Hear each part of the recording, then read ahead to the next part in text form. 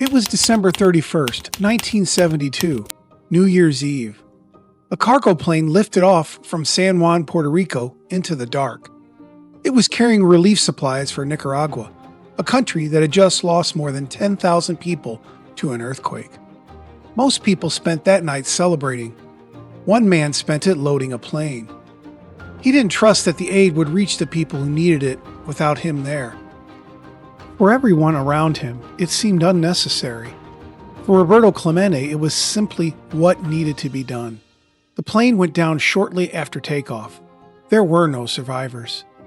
He was 38 years old. Topps had been making his baseball cards since 1955. Each one told a story. Some of those stories he never agreed to. His first two Topps cards called him Roberto, the 1955 rookie and the 1956 second-year card. Then came card number 76 in the 57 set. The name on the front read Bob Clemente. It was the first time Topps called him that. It would not be the last. For the next 13 years, through the 1969 set, every Topps card issued under his name called him Bob. A name he never used. A name he never accepted. When reporters called him Bob in interviews, he corrected them. "My name is Roberto Clemente," he said. He said it more than once. He said it for years, and Topps just kept printing Bob. The 1957 set was itself a landmark, the first Topps set to use the card size that's still standard today. Full-color photographs replaced the hand-painted images of earlier years. It was a cleaner, more modern product. Card number 76 is the second most graded card in the entire set, behind only Mickey Mantle's. The reason Topps changed the name has never been formally documented. Critics have said it was a discomfort with the Latin name. Others have called it a routine editorial decision. Topps really never explained it. What is documented is how it ended. In 1970, Topps put Roberto back on the front of his card, the name they had used on his first two cards 15 years earlier. No announcement, no corrections, just Roberto, the way it had always been. He won that argument. It just took 13 years of cards to do it.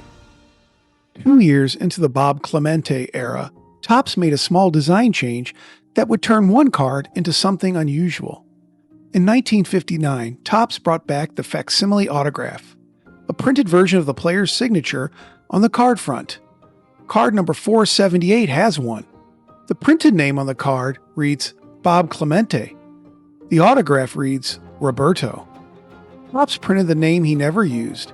He signed the name he always went by. Both are on the same card, slightly apart from each other.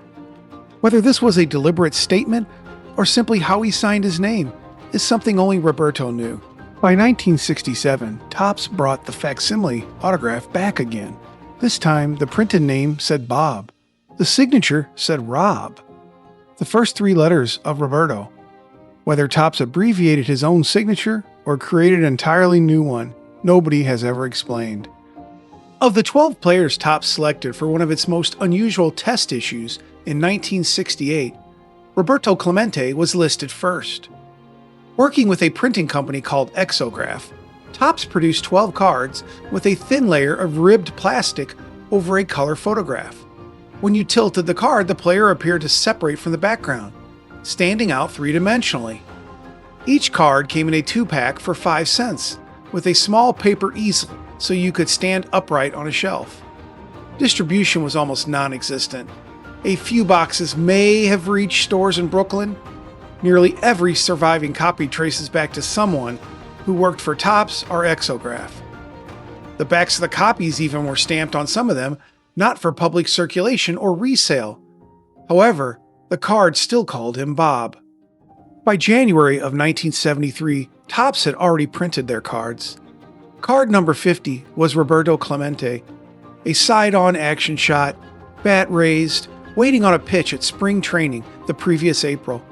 The Mets catcher behind the plate was Jerry Grote. It was one of only 2 times in his career that Topps had ever photographed Clemente in action. The cards were due in stores in February. Cy Berger, the president of Topps, had a decision to make. pull the card, or let it go. For most companies, it would have been an obvious call. Topps had done it before. Pitcher Ken Hubbs of the Chicago Cubs died in a plane crash in the winter of 1964. Topps did include his card that year with a black band across the top that read, "In Memoriam." They had the precedent, they had the time. They had made the statement once before. However, Berger chose differently. No band, no announcement. Card number 50 went out as it was. February 19th, 1954, Puerto Rico. Roberto Clemente was 19 years old. The Brooklyn Dodgers had just offered him $10,000 to sign. He gave them his word and signed. The Dodgers sent him to their AAA affiliate in Montreal. A Pirates scout named Clyde Sukeforth noticed Clemente during batting practice. He made inquiries and found out the outfielder was unprotected, eligible for the Rule 5 draft at season's end. The Pirates had finished 53-101 that year, worst record in baseball, first pick in the draft. On November 22, 1954, Branch Rickey, the Pirates general manager, took Clemente away from his former club for $4,000. Clemente was furious. He had not been consulted. He offered to pay back the Pirates the $4,000 himself. The Pirates refused. His 1955 Topps card is number 164. The card back shows his 148 at-bats with the Montreal Royals. That is the entire professional record of a man who would go on to play 18 seasons, win 12 Gold Gloves, collect exactly 3,000 hits, and lose his life on a humanitarian mission at age 38.